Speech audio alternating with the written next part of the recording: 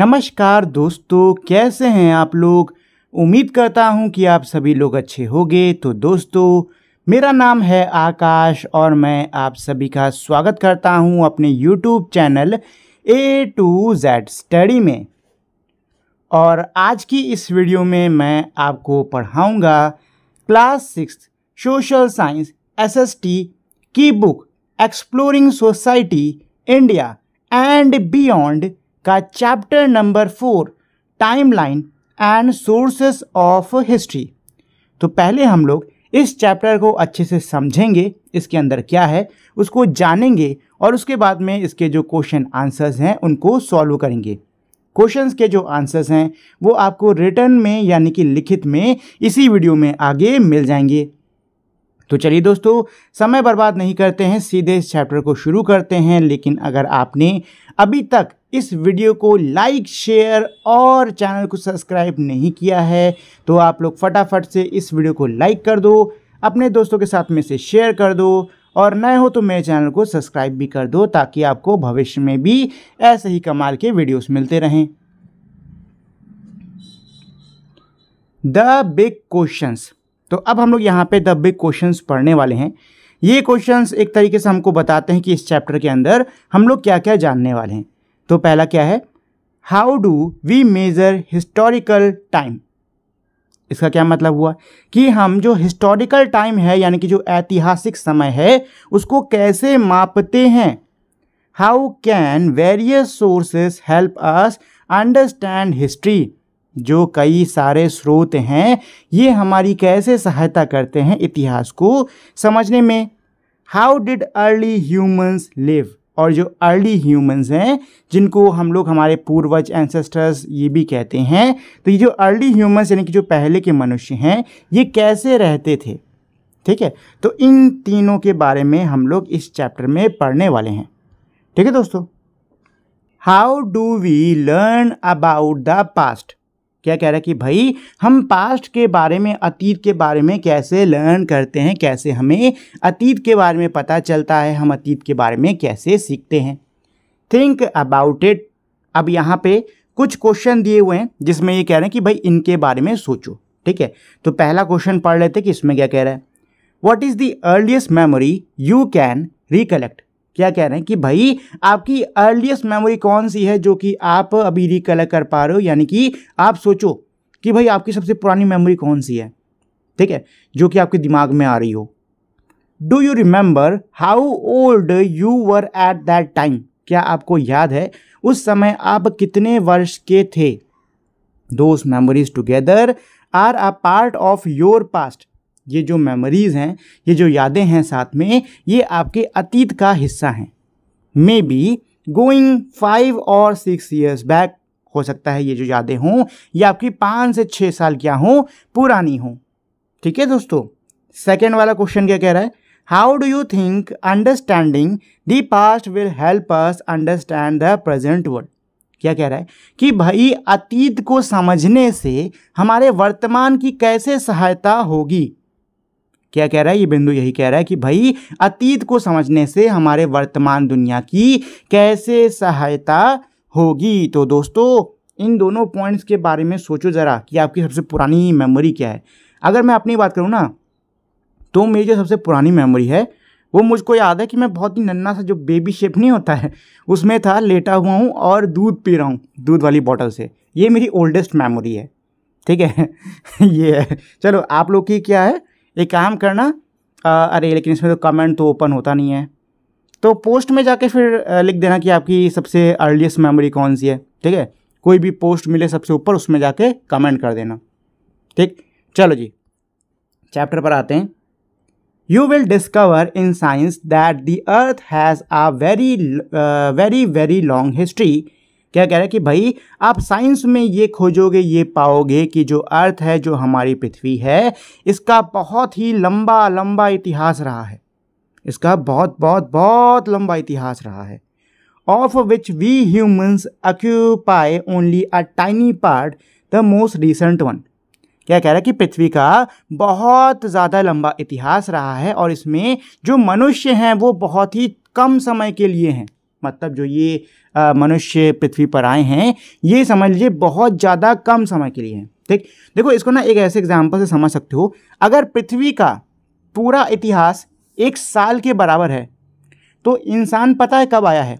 उस साल के आखिरी दिन के आखिरी घंटे में।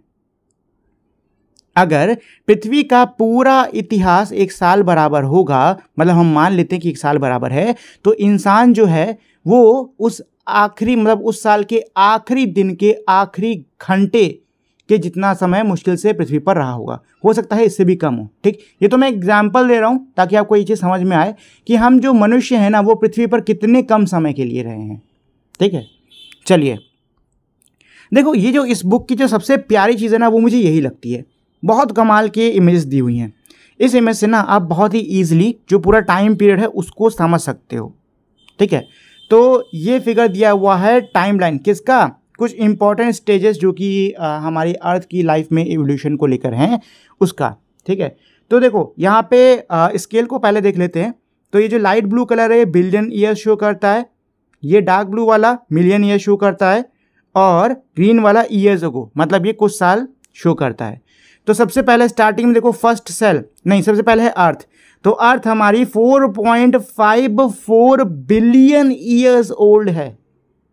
सोचो 4.54 बिलियन ईयर्स, बहुत ज़्यादा, बहुत ही ज़्यादा टाइम होता है ये पीछे का। ठीक है, अर्थ पे जो पहला सेल आया था वो अर्थ के बनने के क्या है काफ़ी ज़्यादा समय बाद आया। वैसे यहाँ पे देखने में आपको ज़्यादा लग नहीं रहा होगा, लेकिन देख सकते हो कितना ज़्यादा डिफरेंस है यहाँ से इसके बीच में। इसके बाद में एटमॉस्फेरिक जो ऑक्सीजन है वो अर्थ में कब आई है? 2.33 बिलियन ईयर्स अगो। ठीक, जो हमारा बैक्टीरिया है वो 1 बिलियन ईयर्स अगो आया है। स्पंजेस और फंजी फिर आए हैं, फिर जो कोरल्स हैं समंदर के वो आए हैं 700 मिलियन ईयर्स अगो। इसके बाद में आप देख सकते हो फिश, वर्टिब्रेट मतलब रीढ़ की हड्डी वाली मछलियाँ आनी शुरू हो गई, फिर कीड़े और पानी में रहने वाले जीव आने शुरू हो गए, ज़मीन पर रहने वाले जीव आने शुरू हो गए। इसके बाद में यहाँ आप देख सकते हो भाई डायनासोर आ गए हैं कब? 300 मिलियन ईयर्स अगो। फिर बर्ड, मैमल्स ये सब आए हैं। और इंसान कब आया है? इंसान कब आया है? इधर देखो, ये देखो यहाँ बिलियन बिलियन में चल रहा है, यहाँ बिलियन में चला, यहाँ तक मिलियंस में चला, और आखिरी में एकदम नन्ना सा ये जो हिस्सा है ना ये इंसानों का है। ये जो एकदम नन्ना सा हिस्सा देख रहे हो ये किसका है? ये इंसानों का है। ठीक है, तो सोच सकते हो कितना मतलब इंसान जो है, ह्यूमन जो है वो कितनी बाद में आया है। ये कितना है? 10 लाख। ठीक, 10 लाख है, इसको आप 10 मिलियन पढ़ सकते हो। रुक जाओ, 10 मिलियन 1 लाख हुआ, सॉरी ये हुआ 1 लाख, और अगर मिलियन की बात करें तो ये मेरा हो जाएगा 10 मिलियंस। ठीक है, तो 10 मिलियन पहले प्रिमिटिव्स आए हैं। उसके बाद में यही कोई 1 मिलियन ईयर्स अगो इंसानों ने किसकी? फायर की खोज करी। ठीक, 300,000 ईयर्स होमोसेपियंस आए हैं। ठीक है, और यही कोई 6,500 साल, सोचो सिर्फ 6,500 साल पहले राइटिंग मतलब जो राइटिंग है, जो हमें लेख है उसके साक्ष्य मिलने, सबूत मिलने शुरू हुए हैं। ठीक है, मतलब एक तरीके से ये समझ सकते हो पृथ्वी का इतना लंबा इतिहास है, उस इतिहास के बहुत ही छोटे समय में मनुष्य आया, और उस छोटे समय के भी बहुत ही छोटे से हिस्से का हमें साक्ष्य यानी कि सबूत पता चलता है। ठीक है, बाकी जो चीज़ें हैं ना वो हम लोगों ने सिर्फ अंदाज़ा लगाई हैं कि पहले इंसान ऐसे रहा करता होगा, ये क्या करता होगा। जो हमें केव, जो प्रिमिटिव लोग हैं ना उनके बारे में हमें जो केव पर जो भी थोड़ी बहुत ड्राइंग देखने को मिलती हैं, जो भी हमें थोड़े बहुत सबूत देखने को मिलते हैं ना, उससे हम लोग अंदाज़ा लगाते हैं कि भाई वो लोग ऐसे रहते होंगे, ऐसे रहते होंगे। भले उनके रहने का अंदाज एकदम अलग हो, ठीक है, भले वो लोग एलियन स्पेसशिप में उड़ते हों, लेकिन हमको भी जितना पता है उसके हिसाब से हमने क्या किया, हमने अंदाज़ा लगाया कि भाई इंसान पहले ऐसे ऐसे रहता होगा। ठीक है, तो सोच सकते हो आप लोग कि पृथ्वी का इतिहास कितना पुराना है, उसमें हम कितने नए हैं, और उस दौर में भी हमें कितने कम दौर के बारे में भी पता है, मतलब उस समय में भी हमें कितने कम चीज़ों के बारे में पता है। ठीक है, तो सोचो कितनी कमाल की बात है ये चीज़। कभी हम लोग ऐसे सोचते नहीं हैं, लेकिन अगर कभी सोचने बैठें तो हमको रियलाइज़ होगा कि एज अ रेस ह्यूमंस काफ़ी ज़्यादा नए हैं। ठीक, चलिए, many people studies the history of the earth. कई लोग पृथ्वी के इतिहास को पढ़ते हैं। Some of them are train to uncover the secrets left beneath the earth surface and help us learn about it past and also our past. क्या कह रहे हैं कि भाई कुछ लोग जो हैं वो इस काम में प्रशिक्षित करे जाते हैं कि पृथ्वी की जो सतह है उसके अंदर छुपे हुए जो राज हैं उनको वो उजागर करें, उनको वो निकालें, जिससे कि हम इतिहास के बारे में और हमारे इतिहास के बारे में सीख सकें। Observe these 4 pictures and the activity involve from top left. क्या कह रहे हैं कि भाई इन 4 पिक्चर्स को आप देखिए। ठीक, तो सबसे पहले कौन है? जियोलॉजिस्ट हैं। तो जियोलॉजिस्ट कौन होते हैं? ये देखो यहाँ लिखा भी हुआ है, geologist study the physical features of the earth like the soil, stone, hills, mountains, rivers, seas, oceans and other such part of the earth. Geologist कौन होते हैं? जियोलॉजिस्ट ये वो लोग होते हैं जो कि हमारी पृथ्वी के फिजिकल फीचर्स को स्टडी करते हैं। ठीक है, जैसे कि मिट्टी हो गई, पत्थर हो गया, पहाड़ हो गए, नदियाँ, समंदर, ये सब चीज़ें। ठीक है, जियोलॉजिस्ट इनको हम कहते हैं। सेकंड कौन होते हैं? सेकंड है इसमें हमारे पैलेंटियोलॉजिस्ट। ठीक है, पैलेंटियोलॉजिस्ट। तो भाई पैलेंटोलॉजिस्ट किनको बोलते हैं? Palaeontologist study the remains of plant, animal and humans from millions of years ago in form of fossil fuel.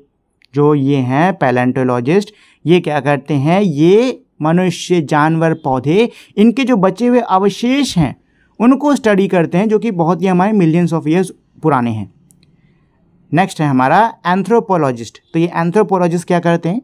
Study human society and culture from the oldest time to the present.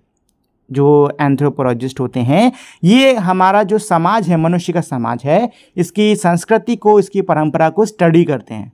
ठीक है, पुराने समय से लेकर वर्तमान तक इसको अच्छे से क्या करते हैं? स्टडी करते हैं। आर्कियोलॉजिस्ट, आर्कियोलॉजिस्ट कौन होते हैं?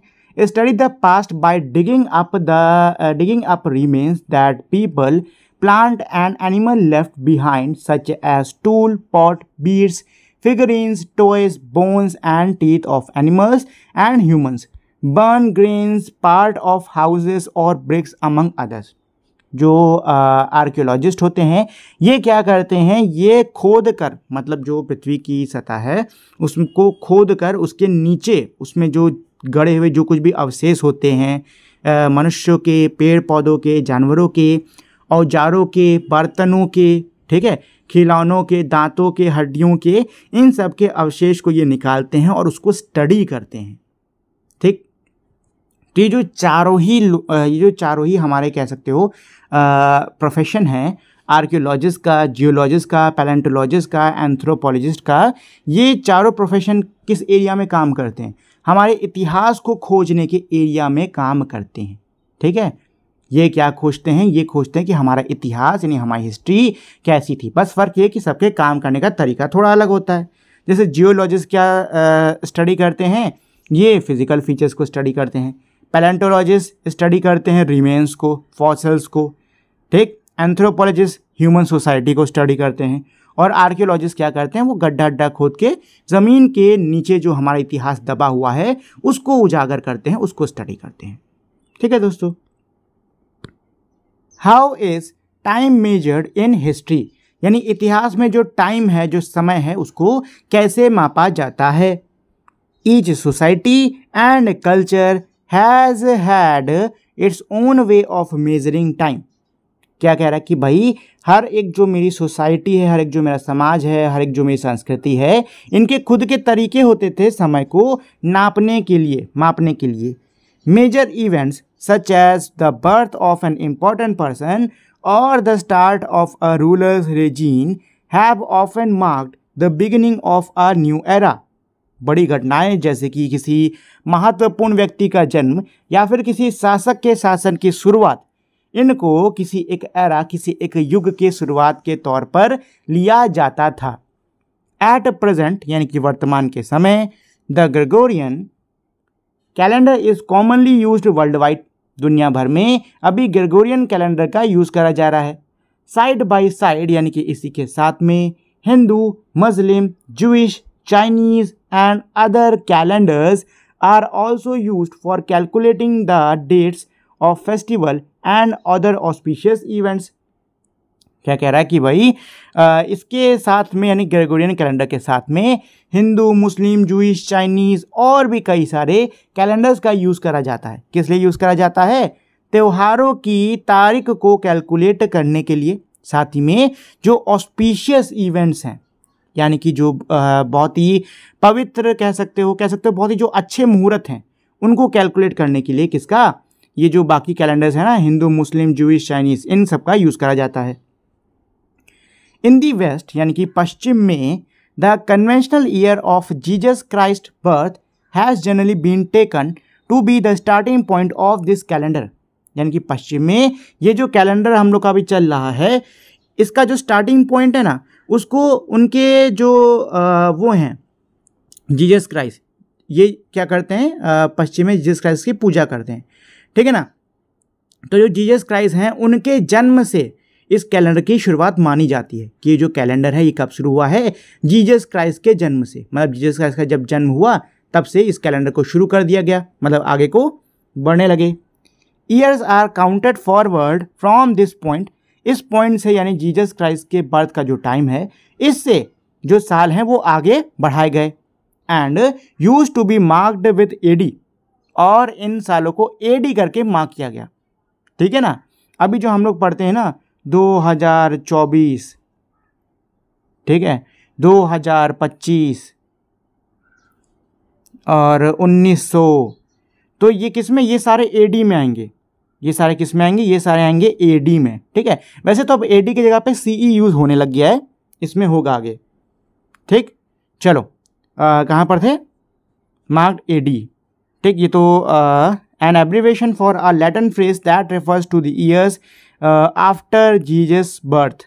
ये एडी क्या है? ये एक एब्रिवेशन यानी कि शॉर्ट फॉर्म है लैटिन फ्रेज का, जिसका मतलब ये होता है कि जीसस के जो बर्थ हैं उसके बाद के साल। However this is now called the common era, लेकिन अब इसको हम लोग कॉमन एरा या फिर सीई के नाम से दुनिया भर में जानते हैं। फॉर एग्जाम्पल, उदाहरण के लिए 1947 the year gained independence can be written as 1947 AD, sometimes AD 1947 और 1947 CE।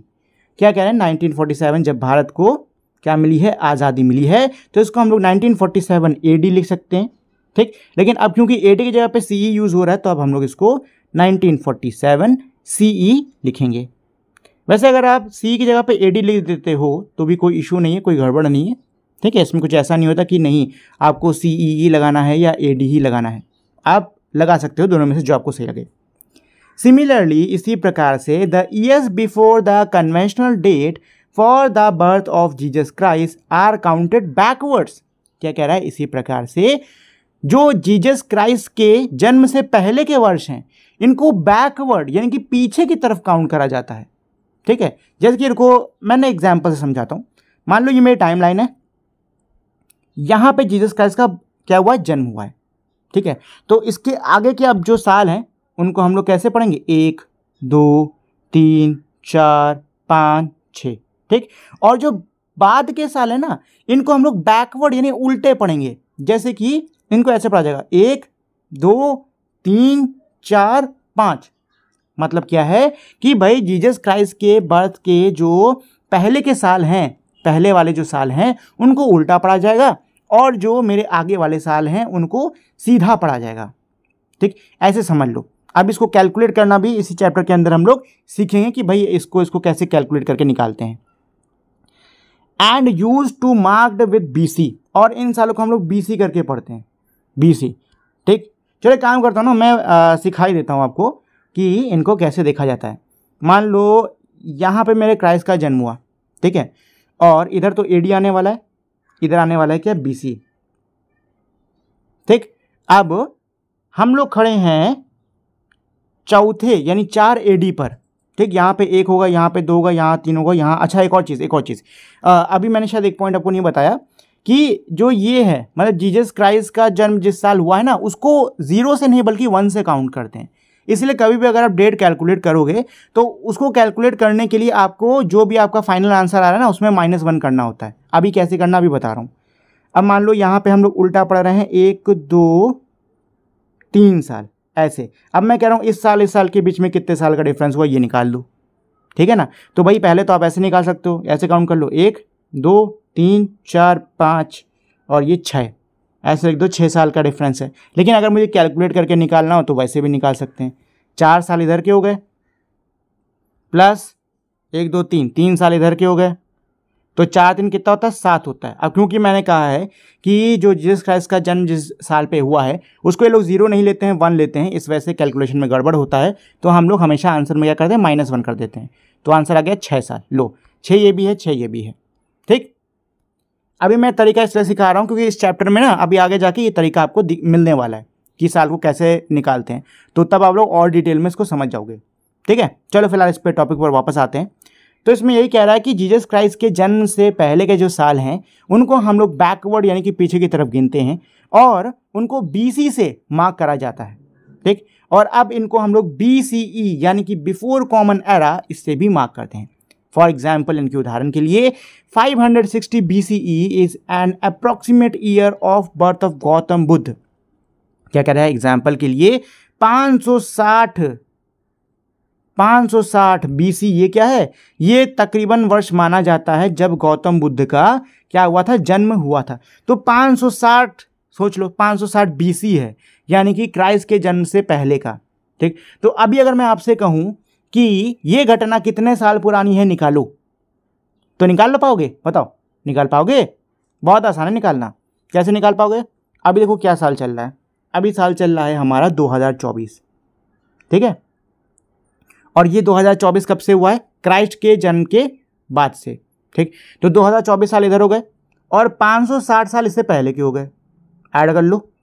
तो 4 0 ये हो गया 4, ये हो गया 8, ये हो गया 5 और ये हो गया 2, ठीक। अब -1 कर लो, क्यों? क्योंकि भाई क्राइस्ट के ईयर को 1 से डिनोट करा जाता है, 1 से स्टार्ट करा जाता है, 0 से नहीं, इसलिए कैलकुलेशन क्या होती है, गड़बड़ होती है, इसलिए हम लोग -1 कर लेते हैं। तो जब एक आप घटाओगे तो आंसर आएगा आपका 2583, यानी कि गौतम बुद्ध का जन्म अब से तकरीबन 2583 वर्ष पहले हुआ था, ठीक है ना। इसको ऐसे कैलकुलेट करा जाता है। चलिए तो कहाँ गया, अच्छा ये तो हो चुका है ना। We will meet in chapter 7, वही कह रहा है कि गौतम बुद्ध के बारे में कह रहा है कि गौतम बुद्ध से हम चैप्टर 7 में मिलेंगे। Can you calculate how many years ago was that, क्या आप कैलकुलेट कर सकते हो कितने साल पहले वो था? तो हाँ भाई बिल्कुल कर सकते हैं, अभी कैलकुलेट करके दिखाया। Let's explore such calculations are simple, ऐसे जो कैलकुलेशन होते हैं बहुत ही सिंपल होते हैं। But there is a catch, इसमें क्या है, एक कैच है, मतलब इसमें एक छोटा सा इशू है। In the Gregorian calendar there is no year zero. क्या कह रहा है, ग्रेगोरियन कैलेंडर में कोई भी ईयर 0 नहीं है। The year 1 CE follows immediately the year 1 BCE। क्या कह रहा है कि भाई ईयर 1 BCE के बाद में अब 0 नहीं आता, ऐसे नंबर लाइन पे नहीं आता है, फिर -1 के बाद में फिर 0 फिर +1, नहीं, इसमें डायरेक्ट 1 BCE के बाद में आपका 1 CE आ जाएगा, बीच में 0 है ही नहीं। Draw a simple time line making every year from two, देखो ये वाला वही मतलब वही एग्जाम्पल क्वेश्चन करने को कह रहे हैं जो कि अभी मैंने आपको करके सिखा दिया है, ठीक। तो ये करने की जरूरत है नहीं। So to calculate the number of years between a BCE date and a CE date, you should add them but subtract 1 in the above case। क्या कह रहा है, ये कह रहा है कि भाई आपको क्या करना है, अगर BCE और CE के बीच में आपको कितने साल हैं ये निकालना है, तो इसके लिए कुछ नहीं, दोनों को ऐड कर दो और -1 कर देना। जैसे कि देखो यहाँ पे वो क्या कर रहे हैं, यहाँ पे एग्जाम्पल इन्होंने क्या किया था, क्या लिया था, 2 BCE 2 CE लिया था, तो बस यही इन्होंने किया, 2 BCE + 2 CE -1, आंसर आ गया 3 साल, खत्म कहानी। Practice a few examples with your classmate, अपने क्लासमेट के साथ में कुछ एग्जाम्पल्स को आपको क्या करना है, प्रैक्टिस करना है। ये देखो इन्होंने यहाँ पे इसको सॉल्व भी कर रखा है, वही सेम चीज जो मैंने अभी आपको सॉल्व करके दिखाई, इन्होंने यहाँ पे भी सॉल्व कर रखा है। हम लोग का आंसर भी तो ये आ रहा था कि नहीं आ रहा था, आ रहा था ना, देखो सेम आया है। चलो तो ये हमारी एक टाइमलाइन दी हुई है, ये अच्छा ठीक है, काफ़ी, ये देख लो 12,000 साल पुरानी टाइमलाइन दी है ये, 12,000 साल। मतलब अभी हमारा चल रहा है 2000 का टाइम ले लो, 2000 तकरीबन 12 उधर और 2 इधर, तकरीबन 14,000 साल पहले की टाइमलाइन है ये। 2000 इधर हो गए साल और 12,000 इधर हो गए साल। सोचो कितने ज़्यादा लंबे टाइम की ये टाइमलाइन दे रखी हुई है। ये आइस एज के अंत की है, जब बर्फ जमी थी हर जगह। चलो एक काम करते हैं, इस टाइमलाइन को भी थोड़ा सा समझ लेते हैं। तो क्राइस्ट के जन्म से 12,000 साल पहले जो आइस एज है उसका अंत हुआ है, ठीक है। जो पहला सेटलमेंट है, मतलब जो इंसान है, उन्होंने तकरीबन इस साल के आसपास में रहना स्टार्ट किया है और खेती बाड़ी स्टार्ट करी है, ठीक। इस टाइम के आसपास लोगों ने पोइट्री यानी कि जो मटके वटके होते हैं वो बनाने स्टार्ट कर दिए हैं, ठीक। ये पहला शहर यानी कि हमारा इस बीच में 6000 BCE और 4000 BCE के बीच में पहली सिटी मेसोपोटामिया सिटी का क्या हुआ है, इस्टेब्लिशमेंट हुआ है, ठीक। उसके बाद में लोगों ने कॉपर को यूज़ करना स्टार्ट करा। क्या करा? कॉपर को यूज़ करना स्टार्ट करा। फिर इंडस सरस्वती सिविलाइजेशन हमारी ये 4000-2000 BCE के बीच में पड़ी है। इसके बाद में हुआ है गौतम बुद्ध का जन्म। फिर अच्छा, इसी टाइम पे अशोक का भी जन्म हुआ है, क्योंकि घटनाएं ज़्यादा दूर थी नहीं, पास ही पास थी। और फिर ये क्राइस्ट का जन्म हुआ और अब हम लोग इस टाइमलाइन पर चल रहे हैं, ठीक है। तो ये है पूरा ये इमेज। चलो, a timeline is a convenient tool to mark such events as it शोन्स a sequence of date and events covering any particular period. क्या कह रहा है? ये बता रहे कि भाई टाइमलाइन क्या होती है। तो टाइमलाइन क्या होती है? टाइमलाइन हमारा एक कन्वेंशनल टूल है, ये हमारा एक काफ़ी कह सकते हो बढ़िया औजार है, जिसकी मदद से हम लोग एक सीक्वेंस लगा पाते हैं, एक क्रम लगा पाते हैं तारीखों का, कि पहले कौन सी घटना हुई, फिर कौन सी घटना हुई, फिर कौन सी घटना हुई, ऐसे, ठीक है। It runs from the beginning of humanity to the present. ये जो टाइमलाइन है ये मनुष्य जब आए थे उनकी शुरुआत से लेकर अभी तक यानी वर्तमान तक हम क्या करते हैं, इसको बना सकते हैं, दौड़ा सकते हैं। With a few important landmarks, note that the dotted portion marked a skipped period, otherwise this timeline would have to be almost 3 metres long.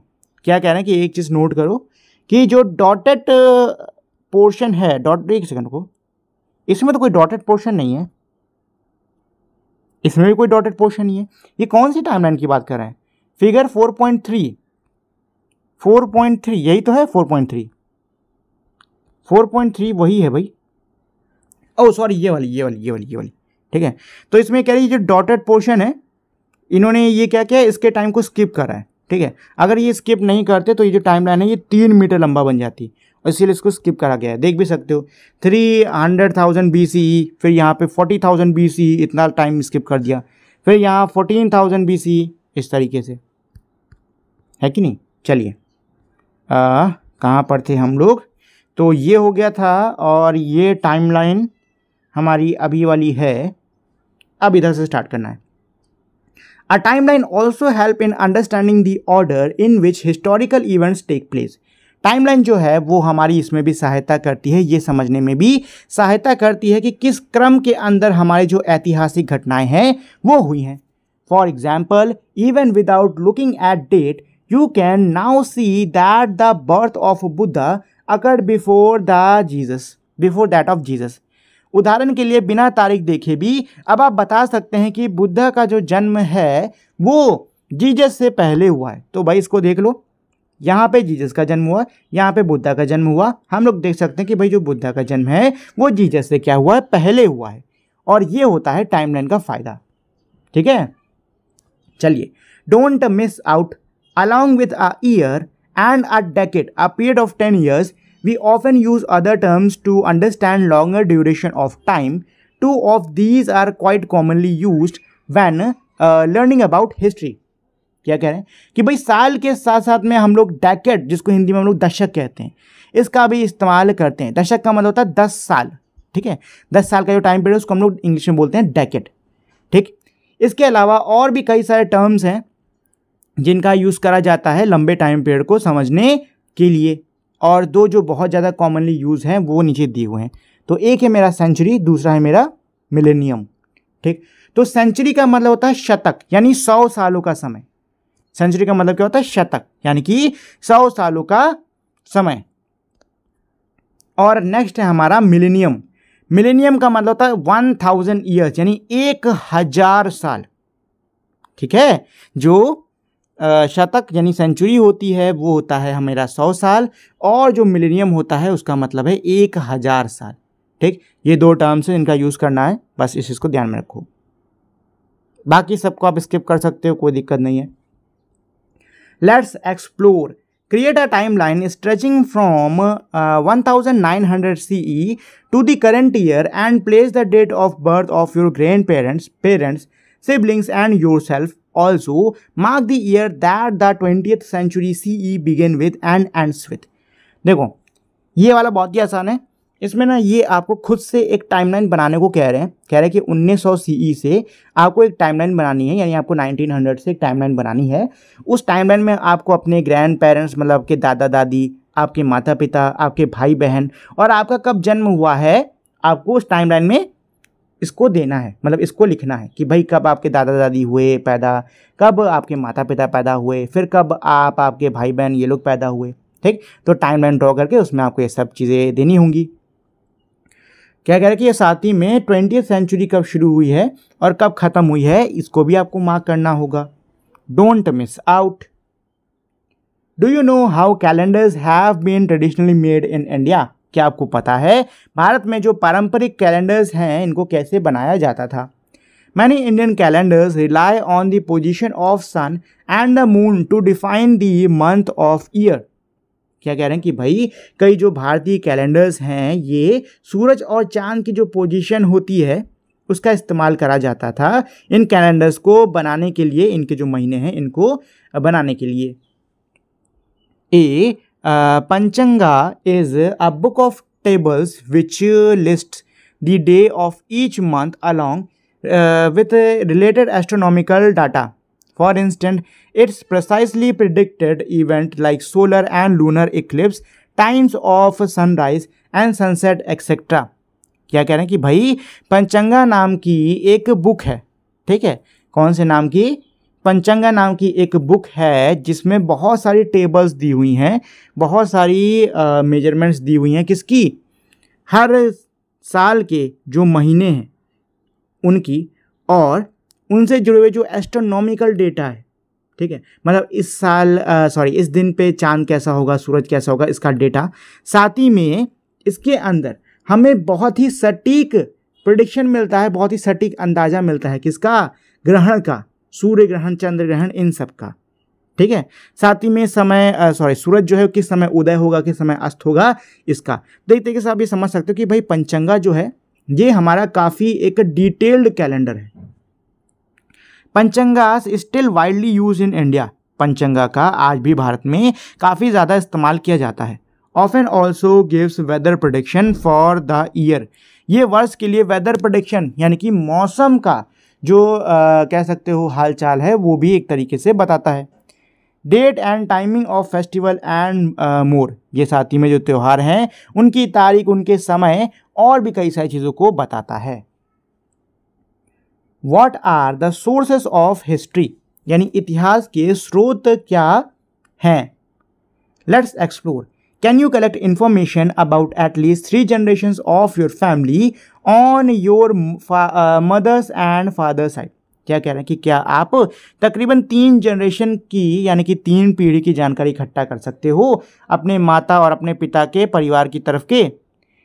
Create a family tree with your parents, grand parents and great grand parents. आपको क्या करना है? एक family tree बनाना होगा जिसमें आपको अपने माता पिता, आपके ग्रैंड पेरेंट्स यानी कि आपके दादा दादी, नाना नानी, और आपके ग्रेट ग्रैंड पेरेंट्स यानी कि आपके परदादा, परदादी, पर नाना, पर नानी, इनके बारे में आपको क्या करना है भाई? एक फैमिली ट्री बनाना है। ठीक, फाइंड आउट देयर नेम। इनके नाम के बारे में पता करो।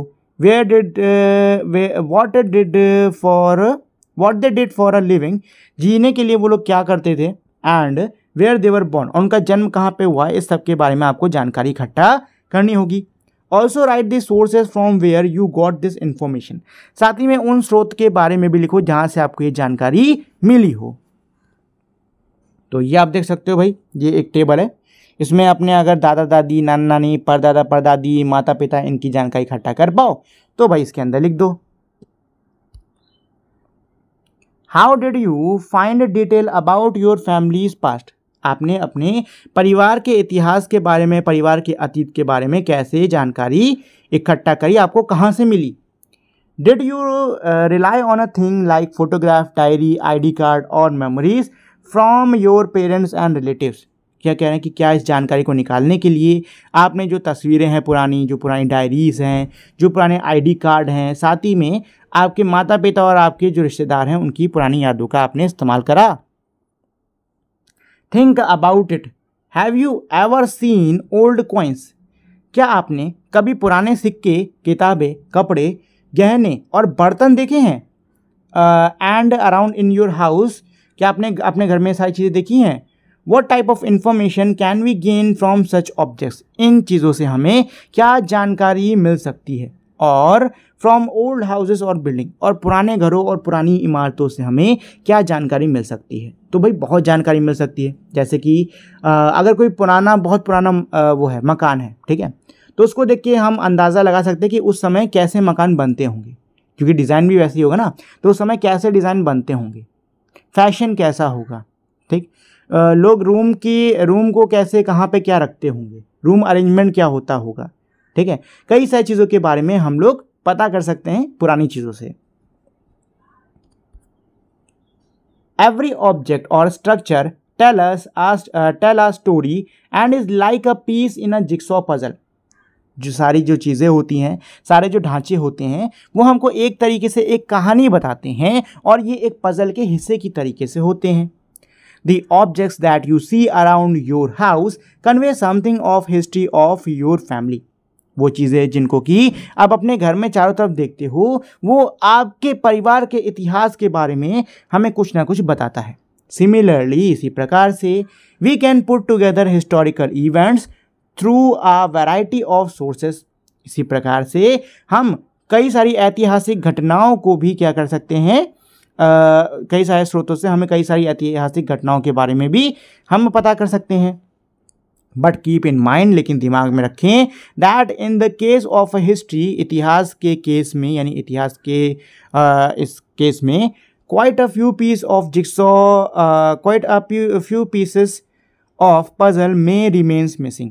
क्या कह रहा है कि भाई इतिहास के मामले में हो सकता है कई टुकड़े हमारे इस पजल के क्या हो, मिसिंग रहें, मतलब हमें कभी भी ना मिलें। Observe the figure at the bottom, नीचे दिए हुए जो फिगर है इसको आपको ऑब्जर्व करना होगा। It brings together the main sources of history, जो हमें मुख्य स्रोत मिलते हैं इतिहास के, वो नीचे दिए हुए हैं। You do not need to remember all of them now, आपको इन सभी को अभी याद करने की कोई ज़रूरत नहीं। You will use some of them as we go along, आप इनमें से कुछ का इस्तेमाल करोगे जैसे जैसे हम लोग आगे बढ़ेंगे, ठीक है दोस्तों। तो ये है वो इमेज। तो सोर्सेस क्या होते हैं, इतिहास के स्रोत क्या होते हैं, ओरल सोर्स। ओरल सोर्स यानी मुंह बोला हुआ स्रोत, कोई पुरानी कहानी हो गई, ये सब चीज़ें। आर्टिस्टिक स्रोत, आर्टिस्टिक स्रोत यानी कि ऐसे स्रोत जो कि हमें चित्रकला में देखने को मिलते हैं। लिटरेरी यानी कि जो लिखित में हमको मिलते हैं, पुरानी ज़माने की कविताएं, लेख, ये सब चीज़ें। और आर्कियोलॉजिकल सोर्स, मतलब कहीं पे खुदाई की गई और वहाँ से हमको क्या चीज़ें मिली हैं, उनको हम कहेंगे आर्कियोलॉजिकल सोर्सेस, ठीक। और भी इनके बहुत सारे क्या हैं, हिस्से हैं, ऐसे आप पढ़ सकते हो, ठीक है। इस पूरी इमेज को एक बार बढ़िया से पढ़ लो, समझ लो अच्छे से, बहुत ही कमाल की इमेज है। When historians study, say, a king or queen of 1500 years ago, an ancient monument, a war, or some item of trade, they take great care to gather informations from as many sources as they can find and consult.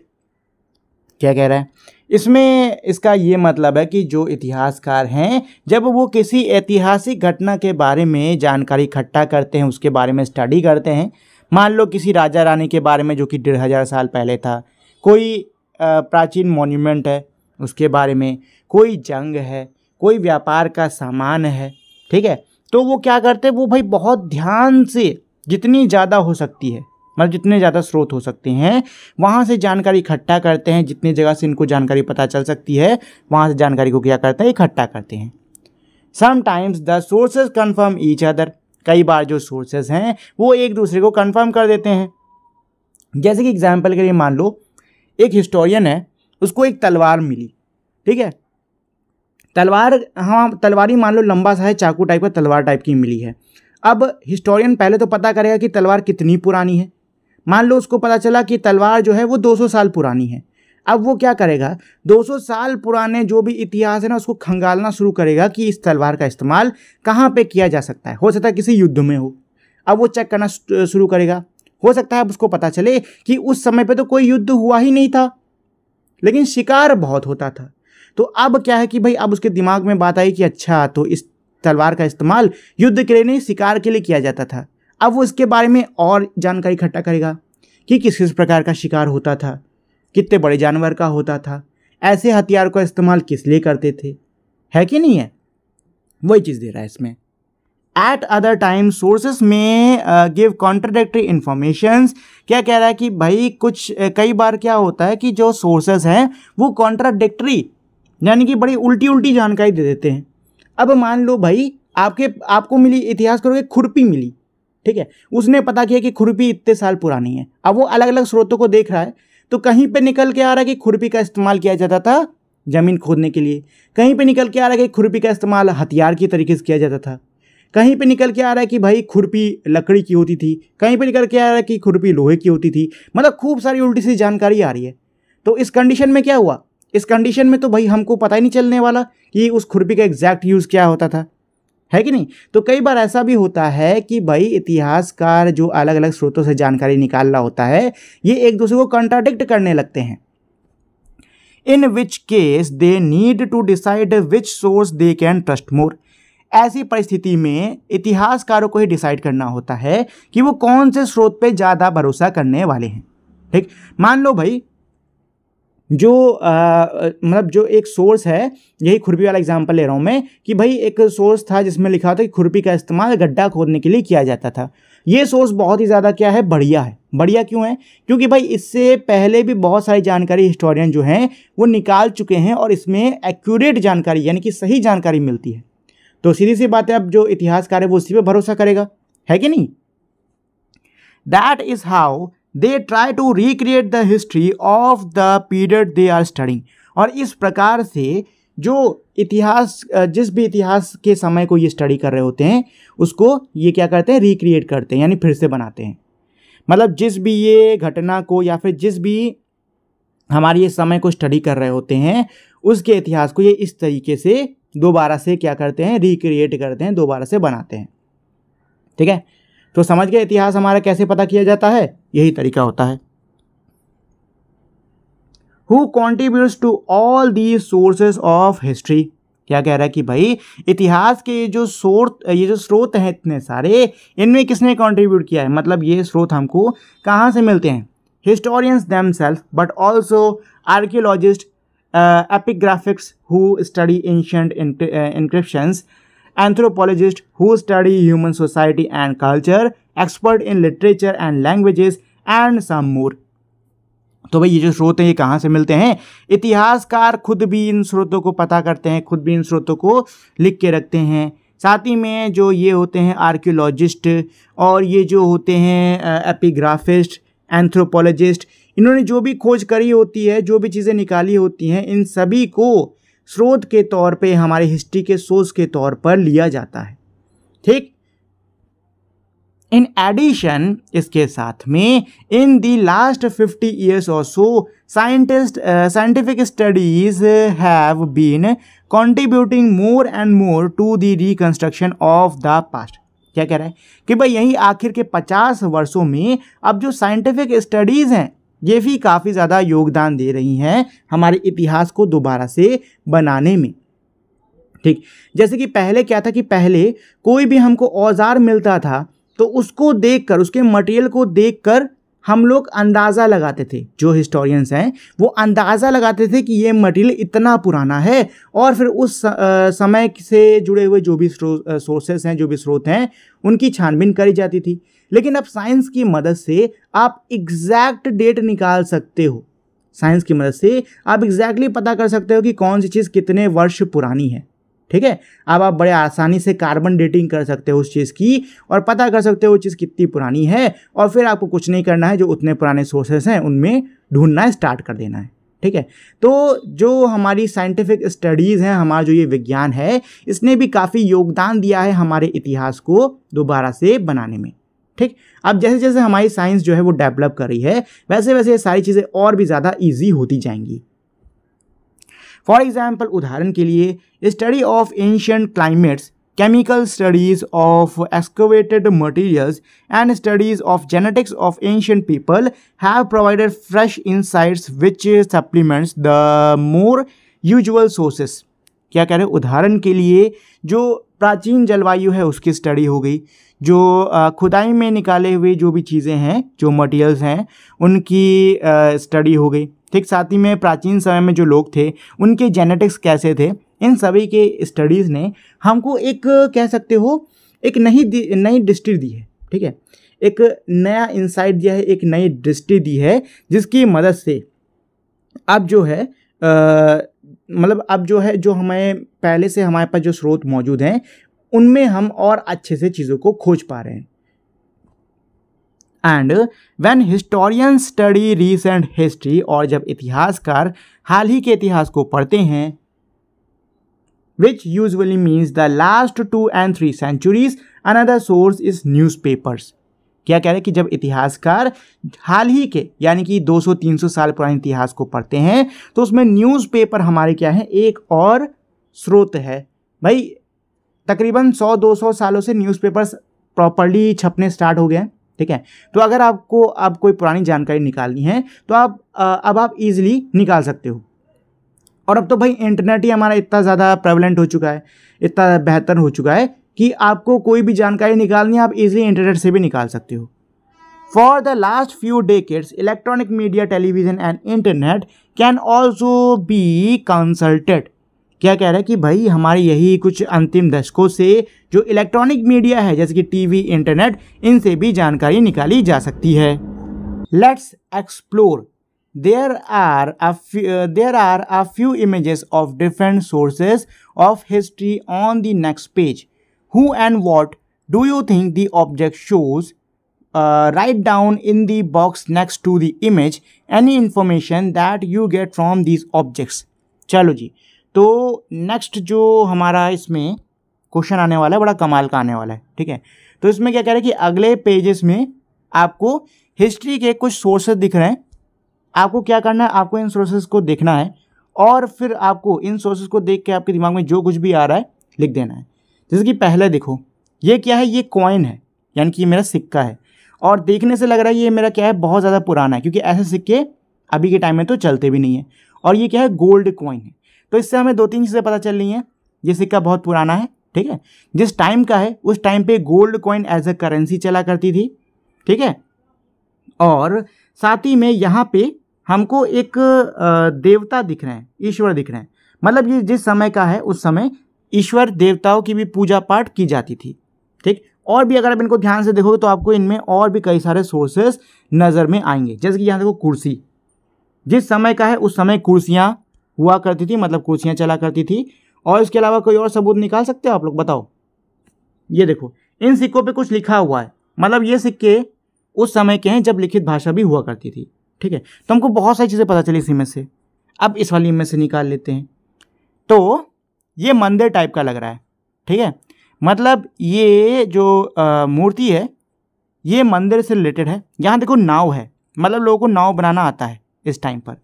और इसके अलावा क्या क्या है, साथ ही में multiple floor, ये मतलब कई सारे देख के लग रहा है ना कि एक फ्लोर के ऊपर दूसरा फ्लोर ऐसे है, तो लोगों को मल्टीपल फ्लोर बनाने भी आते हैं। यहाँ आप देख सकते हो बहुत सारे लोग हैं, तो ये कुछ सभा टाइप की लग रही है। ठीक, और नीचे आ जाते हैं, नीचे देख लेते हैं यहाँ पर क्या है। नाव चल रही है, साथ ही में ये देखो ये एक कमरे के अंदर इधर छोटा सा आदमी दिख रहा है कि नहीं। तो इससे हमको बहुत सारी चीज़ें पता चल रही हैं। सेम चीज़ इसके लिए भी है, सेम चीज़ इसके लिए भी है। इसको देख के आप लोग को पता चल रहा होगा कि ये क्या है, बताओ। अच्छा चलो इसके बारे में ना आप लोग बताओ ये क्या है। जो आपको पोस्ट, कोई भी रिसेंट पोस्ट दिख रही है उसके नीचे जाके कमेंट करो और बताओ कि ये क्या है, ठीक है। इसके बारे में मैं बिल्कुल नहीं बताऊंगा। चलो, the beginning of human history. अब हम लोग ह्यूमन हिस्ट्री यानी कि मानव इतिहास के शुरुआत को पढ़ने वाले हैं। Modern humans Homo sapiens have walked the planet for about 3 lakh years. क्या कह रहे हैं कि भाई जो मॉडर्न ह्यूमंस हैं, जिनको हम लोग होमोसेपियंस भी कहते हैं, ये इस प्लैनेट पे तकरीबन 3 लाख साल से हैं। This appeared to be a very long time. ये हमारे बहुत ही लॉन्ग टाइम यानी कि ये हमारे बहुत ही लंबे, मतलब देखने में तो बहुत ज़्यादा लंबा समय दिखता है। Yet it is only a tiny fraction of earth's history. लेकिन ये पृथ्वी के इतिहास का बहुत ही छोटा सा हिस्सा है। अभी थोड़ी देर मैंने पहले ही आपको समझाया, जो मनुष्य इतिहास है, मानव इतिहास है, वो दिखने में तो हमें बहुत बड़ा लगता है, बट अगर हम पृथ्वी के इतिहास से इसकी तुलना करें तो हम पाएंगे कि जो मानव इतिहास है वो पृथ्वी के इतिहास की तुलना में बहुत ही छोटा सा है। Let us have a quick look at our early history. चलिए हम अपनी अर्ली हिस्ट्री यानी कि अपने शुरुआती इतिहास को फटाफट देख लेते हैं। तो ये आप देख सकते हो, ये हमारी एक इमेज है जहाँ पे ये जो लोग हैं ये केव वॉल, मतलब जो केव होता नहीं गुफा, उसकी वॉल पे क्या कर रहे हैं, आर्ट बना रहे हैं, ठीक है। ये देखो यहाँ शिकार चल रहा है, ठीक, ऐसे देख लो। Let's explore in the above picture, look at some of the activity of early humans in a rock shelter. Which ones can you recognise, give a brief description for each. चलो भाई फिर से आते हैं इसके ऊपर। तो यहाँ पे क्या कह रहे हैं कि भाई यहाँ पे इस इमेज को आप दोबारा से देखिए और देखिए कि लोग क्या क्या काम कर रहे हैं, ठीक। तो देखो ये इधर आग जला रहे हैं, ये कुछ लकड़ी उसमें डाल के पका रहे हैं। अच्छा ये हाथ सेक, शायद गर्मी सेक रहे हैं, ठीक।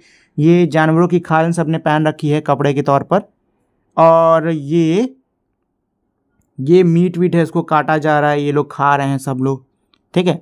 और यहाँ पे क्या चल रहा है, ये क्या पानी पी रहे हैं कि क्या कर रहे हैं? नहीं, पत्थर से औजार बना रहे हैं, जहाँ तक मुझको लग रहा है ये पत्थर से औजार बना रहे हैं। और इधर ये आदमी क्या कर रहा है, पेंटिंग कर रहा है, ठीक है। मतलब जो गुफा की दीवारें हैं ना, उन पे आर्ट बना रहा है, पेंट कर रहा है। Early humans faced many challenges from nature and lived in bands और a groups to help each other. जो पहले का मनुष्य था उसको कई सारी, मतलब उसको प्रकृति से कई सारी चुनौतियों का सामना करना पड़ता था, और इसीलिए ये लोग छोटे छोटे समूह में रहते थे ताकि एक दूसरे की सहायता कर पाएं। They were constantly seeking shelter and food. ये लगातार आश्रय और भोजन की तलाश में लगे रहते थे। And were mainly hunters and gatherers. और ये मुख्यतः शिकारी थे और गैदरर्स यानी कि इकट्ठा करके जंगल में जो मिलता था उसको इकट्ठा करने वाले लोग थे। This means they relied on hunting and collecting edible plants and fruit from for their survival. इसका मतलब ये है कि ये अपने सर्वाइवल के लिए यानी कि जीवित रहने के लिए ज़्यादातर क्या करते हैं, सिर्फ शिकार करते हैं, और जो पेड़ पौधे, मतलब जो खाने योग्य इनको पेड़ पौधे फल वल मिल जा रहे हैं उनको इकट्ठा करके ये अपना जीवन चला रहे हैं। Our early ancestors also had certain belief about natural elements and possibly also some notion of after life. हमारे जो शुरुआती पूर्वज थे उनके क्या थे भाई, उनके कुछ प्राकृतिक जो तत्व हैं उनके प्रति कुछ उनके बिलीव्स थे, ठीक है। उनके कुछ पहले से विश्वास, कुछ यकीन थे, और साथ ही में वो आफ्टर लाइफ यानी कि मृत्यु के बाद के जीवन को लेकर भी थोड़ा बहुत कह सकते हो उनको जानकारी थी। They group lived in temporary camps. These groups lived in temporary camps. इनके जो समूह है ये टेम्परेरी कैंप्स बना के रहते थे, रॉक शेल्टर और cave, and communicate with each other using language that are now lost. क्या कह रहे हैं कि भाई ये जो ग्रुप्स थे ये टेम्परेरी कैंप में मतलब कुछ समय के लिए ही कुछ जगह पे रुका करते थे।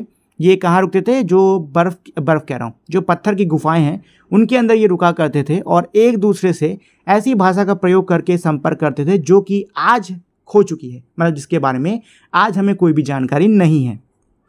They used fire and started making objects that made their life easier. इन्होंने आग का इस्तेमाल करा और साथ ही में ऐसी चीज़ों को बनाना शुरू करा जिसने कि इनके जीवन को और भी ज़्यादा आसान कर दिया। Like improved stone axes and blades, arrowheads and other tools, जैसे कि जो बेहतर पत्थर की कुल्हाड़ियाँ हैं, वो तलवारें, साथ ही में जो बाण के जो वो नहीं होते सिर, वो और भी कई सारे औजार। Aspect of their lives are visible in rock paintings found in hundreds of caves all over the world. इनके जो जीवन के पहलू हैं वो हम बहुत ही आसानी से हमें देखने को मिल जाते हैं। कई सौ जो गुफाएं मौजूद हैं दुनिया भर में, उन गुफाओं के पत्थरों पे जो चित्रकारी मौजूद है उससे, ठीक है, मतलब कि जो कई सौ गुफाएं दुनिया भर में मौजूद हैं, उनके पत्थरों पर, उनकी दीवारों पर बनी हुई जो चित्रकारी है, उससे हमें इन लोगों के जीवन के पहलुओं के बारे में बहुत कुछ जानने को मिलता है। Some of those paintings depict simple figures और a few symbols. इनमें से कुछ जो पेंटिंग्स हैं, इनमें हमको सिंपल फिगर्स देखने को मिलते हैं और कुछ हमें सिंबल यानी कुछ हमको चिन्ह देखने को मिलते हैं। अदर आर मोर डिटेल्स, जबकि कुछ जो है वो और ज़्यादा डिटेल्स हैं। And represent scenes with animals और ह्यूमंस, और वो ऐसे सीन्स, ऐसे दृश्यों को दर्शाते हैं जिसमें मनुष्य और जानवर हों। इन times these early humans learned to make simple ornaments such as stone or shell beads, pendant made of animal teeth, and sometimes exchange them with other groups. क्या कह रहा है भाई, समय आगे बढ़ने के साथ साथ ये जो पहले के मनुष्य थे, इन्होंने कुछ सिंपल से गहने बनाने सीख लिए पत्थर और शेल्स से। जैसे कि ये जानवरों की हड्डियों से क्या बनाते थे, पेंडेंट, अपने लिए लॉकेट्स बनाया करते थे, और कई बार उसको दूसरे ग्रुप्स के साथ में एक्सचेंज भी करते थे, यानी कि उसको दूसरे ग्रुप्स के साथ में बदला भी करते थे। द फर्स्ट क्रॉप, यानी कि पहली उपज या पहली फसलें। Over long ages the earth climate has gone through many changes. क्या है भाई, लंबे जो हमारे ये युग रहे हैं, लंबा जो ये हमारा समय रहा है, इसके दौरान जो पृथ्वी की जलवायु है, पृथ्वी का जो जलवायु है, ये बहुत सारे परिवर्तनों से गुजरा है। At certain time it was very cold and much of the earth was covered with ice, this is called an ice age. क्या कह रहे हैं कि भाई एक ऐसा समय भी था जब बहुत ज़्यादा ठंड होती थी और पृथ्वी का ज़्यादातर हिस्सा बर्फ में ही ढका हुआ था। इस समय को हम लोग आइस एज कहते हैं। क्या कहते हैं, आइस एज कहते हैं।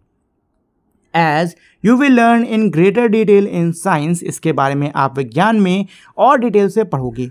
लेटर, यानी कि बाद में, when the climate warmed up, जब मौसम गर्म हुआ, दिस आइस पार्टली मेल्टेड, ये जो बर्फ थी ये थोड़ी सी क्या हुई, पिघल गई।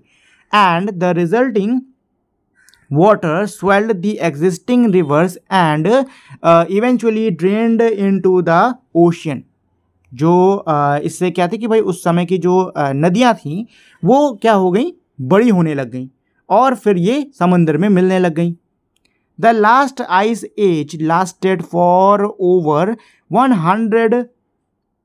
Lakh years ago. क्या कह रहा है, years ago to around 12,000 years ago.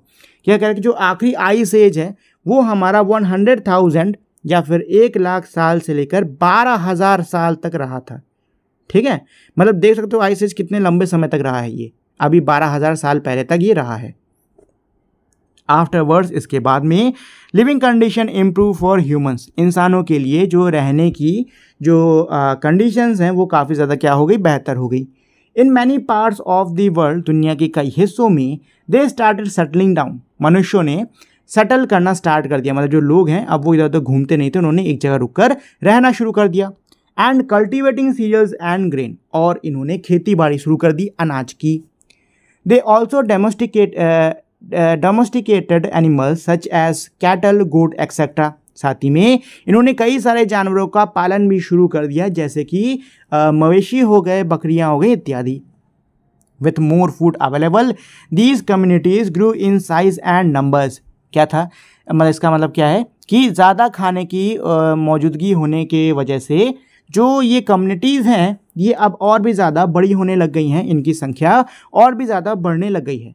And often settle down near reverse, और ये अक्सर नदियों के किनारे सेटल करते, मतलब अपना बसेरा जो है नदियों के किनारे ये करते, पूरा जो इनका जो भी कम्युनिटी है उसको कहाँ बसाते, नदियों के किनारे बसाते ये। This was not only because of availability of water but also because the soil would be more fertile there. ये ऐसा सिर्फ इसलिए ही नहीं करते कि नदी से इनको पानी मिलता, बल्कि इसलिए भी किया करते थे कि नदियों के किनारे की जो मिट्टी है वो बहुत ज़्यादा क्या होती है, उपजाऊ होती है, बहुत ज़्यादा फर्टाइल होती है। It made the process of growing crops easier. इससे क्रॉप्स यानी कि फसल करने का, फसल उगाने की जो प्रक्रिया है वो और भी ज़्यादा आसान हो गई। Let's explore. Observe the scene on the next page. अगले पेज पे जो सीन है उसको ऑब्जर्व करो। It depicts an agriculture community from a few millennium ago.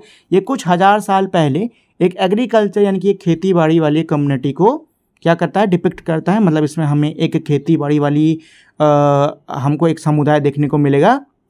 List the main activities you can identify. जो मेन एक्टिविटीज़ हैं इसमें जिसको आप आइडेंटिफाई कर रहे हो उसको लिस्ट करो। तो देखो यहाँ पे क्या हो रहा है भाई, खेती में कटाई चल रही है, जो भी फसल है उग गई, अब कटाई चल रही है। यहाँ पे ये व्यक्ति पीस के साथ आटा कुछ बना रहा होगा, ये इधर खाना तैयार किया जा रहा है। ये जानवरों को ले रहे हैं घुमाने के लिए, मतलब ऐसे घुमाने के लिए लेके जा रहे हैं, चराने के लिए लेके जा रहे हैं। ये कुत्ता उत्ता है, मतलब लोगों ने अब कुत्ते को भी पालना स्टार्ट कर दिया है। हमको पीछे गाय भैंस ये सब दिख रही हैं और यहाँ बच्चे खेल रहे हैं। तो हमको बहुत सारी एक्टिविटीज़ यहाँ पर देखने को मिल रही हैं। Think about it. Both in this earlier picture of a rock shelter and in this one, men and women are given certain roles. क्या कह रहा है, इन जो दोनों ही तस्वीरें हैं, जो कि एक रॉक शेल्टर की है जो हमने इससे पहले थोड़ा पहले पढ़ी थी, देखी थी, और जो ये वाली तस्वीर है इसमें हमने देखा कि जो स्त्री और जो पुरुष हैं इनके क्या है, अपने अपने अलग अलग काम हैं। While they may appear to be natural, they are not necessarily correct and do not cover all situation. जो कि हमें देखने में तो प्राकृतिक लगते हैं, लेकिन ये सारे हमको ज़रूरी नहीं कि ये सारे सही ही हों, ठीक, और सारे सिचुएशंस को ये कवर करते हों। For instance in a rock shelter woman may have help prepare colour for painting the rocks और may have done some of the paintings.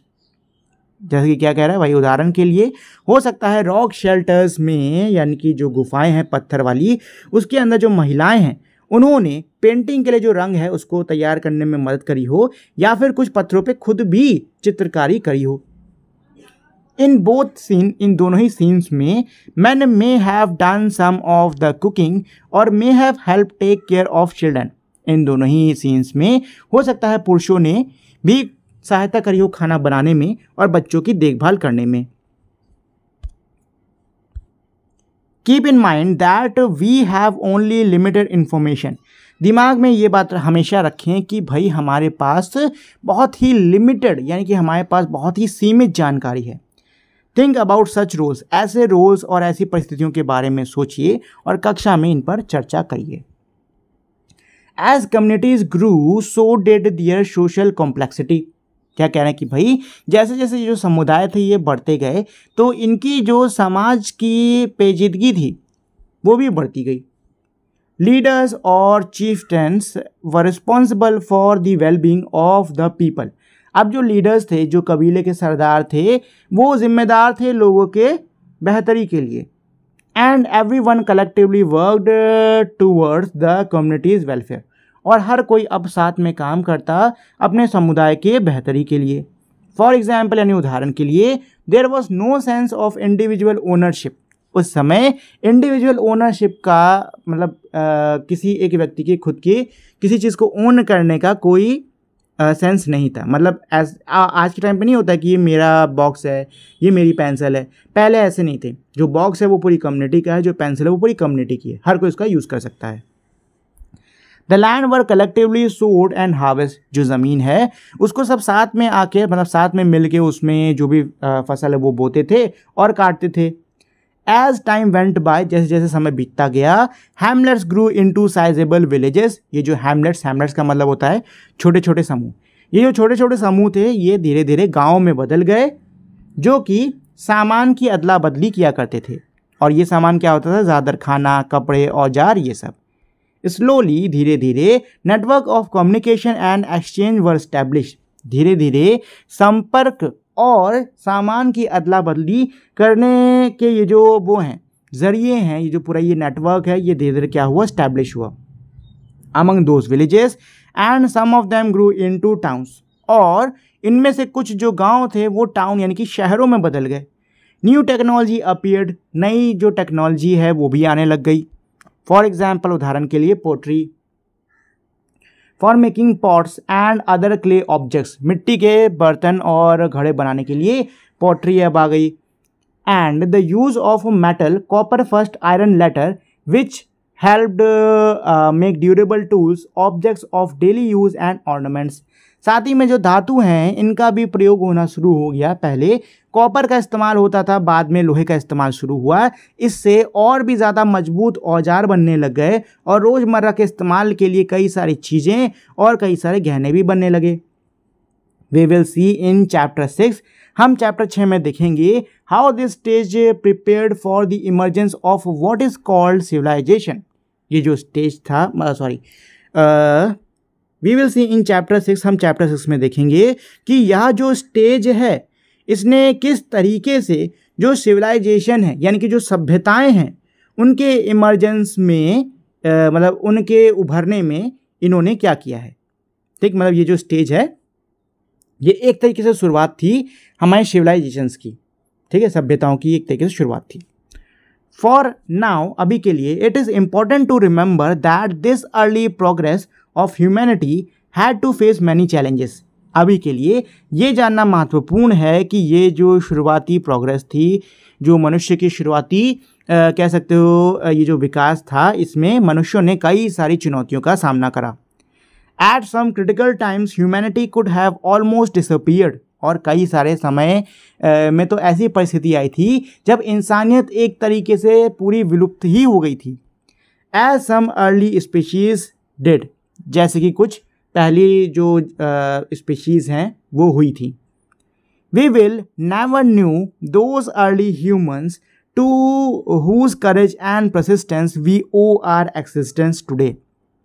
हम कभी भी उन पहले के मनुष्यों के बारे में नहीं जान पाएंगे जिनके साहस और जिनके परसिस्टेंस की वजह से आज हम इस पृथ्वी पर मौजूद हैं। ठीक है, चलो, तो ये हो गया मेरा पूरा चैप्टर। अब इसके बाद में बिफोर वी मूव ऑन, मतलब वही कुछ समरी टाइप का दिया है, इसको पढ़ लेते हैं, फिर क्वेश्चन आंसर्स कर लेंगे।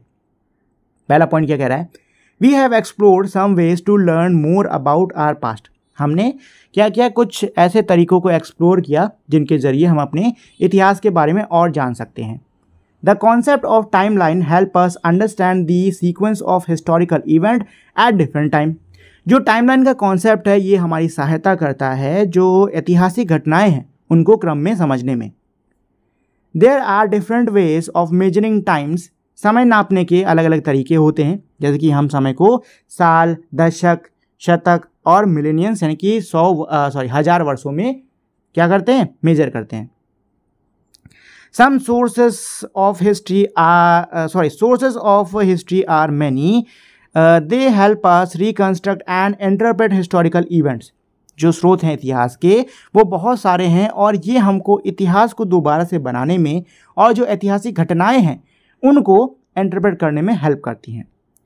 We have also had a brief look into the lives of early humans. इसमें हमने थोड़ा सा कह सकते हो भाई, थोड़ी सी हमने देखा कि पहले के जो ह्यूमन्स हैं उनका जीवन कैसे था, and how human society grew more complex in time. और जो मनुष्य का जो समाज है वो किस प्रकार से समय के साथ साथ और पेचीदा होता गया। चलो अब आते हैं क्वेश्चन आंसर्स पे। पहला क्वेश्चन क्या कह रहा है, as a project write the history of your family और village if you live in one using sources of history at your disposal, ask your teachers to guide you. Project के तौर पे आपको क्या करना है, आपको अपने परिवार का इतिहास लिखना होगा, या फिर अगर आप किसी गांव में रहते हो तो उस गांव का इतिहास लिखो और उस गांव के इतिहास को जानने के लिए जो भी आपको स्रोत आपके पास मौजूद हैं उनका इस्तेमाल कर सकते हो, अपने टीचर से भी पूछ सकते हो। ठीक है, तो ये क्वेश्चन 1 तो भाई आपको खुद से करना होगा। क्वेश्चन 2 क्या कह रहा है, can we compare historians to detective, give reason for your answer. क्या हम हिस्टोरियंस यानी कि इतिहासकार को डिटेक्टिव से, क्या हम इतिहासकार को यानी कि जो हमारे हिस्टोरियंस हैं इनको हम डिटेक्टिव से कंपेयर कर सकते हैं? बिल्कुल कर सकते हैं। दोनों ही क्या करते हैं, दोनों ही घटनाओं की तह तक जाते हैं, दोनों ही पता लगाते हैं किसके बारे में, पूरी घटना के बारे में, और दोनों ही जो भी सबूत मौजूद होते हैं उनका इस्तेमाल करते हैं घटना के बारे में जानने के लिए। तो भाई यही इसका आंसर है।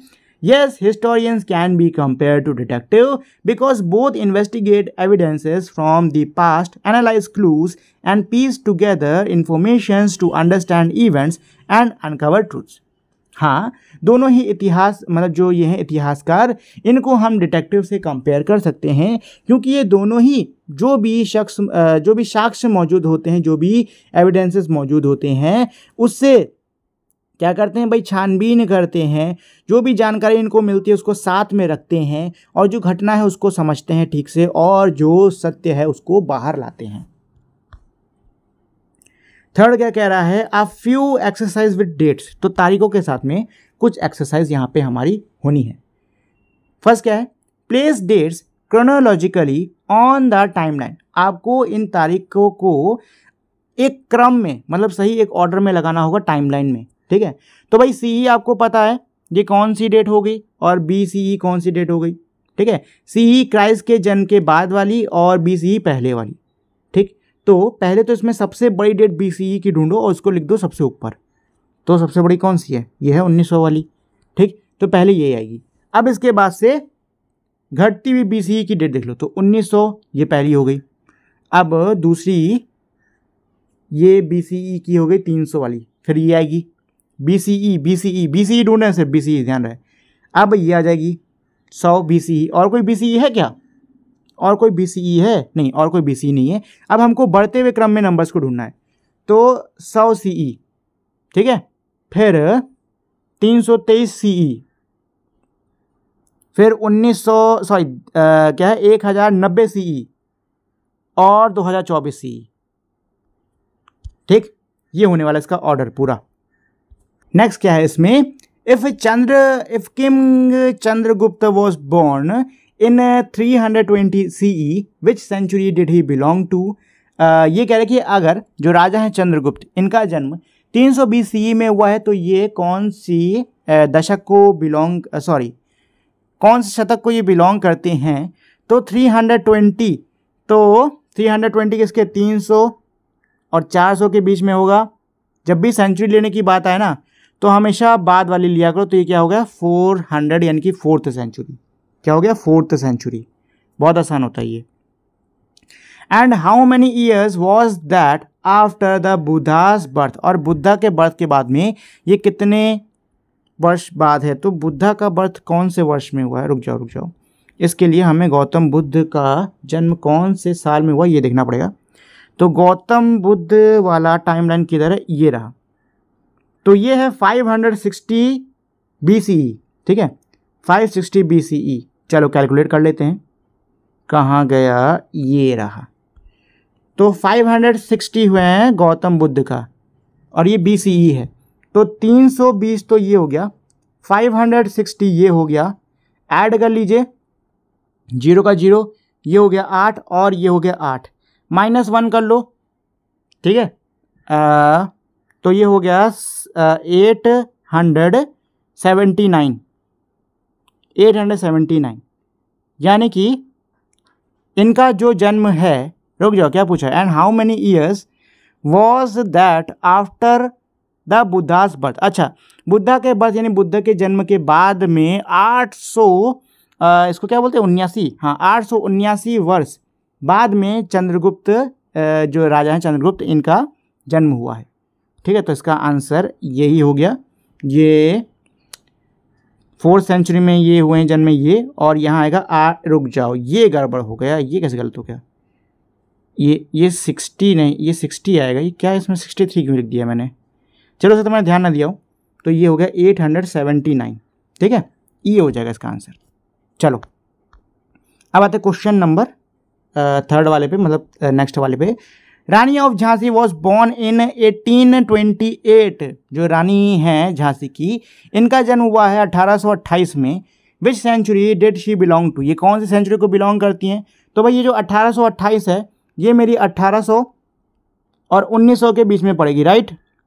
अभी मैंने आपको कहा जब भी हम लोग सेंचुरी की बात करते हैं, सेंचुरी लेते हैं तो बाद वाली उठाते हैं, तो ये क्या है 19, तो ये होगी 19वीं सेंचुरी की, ठीक है।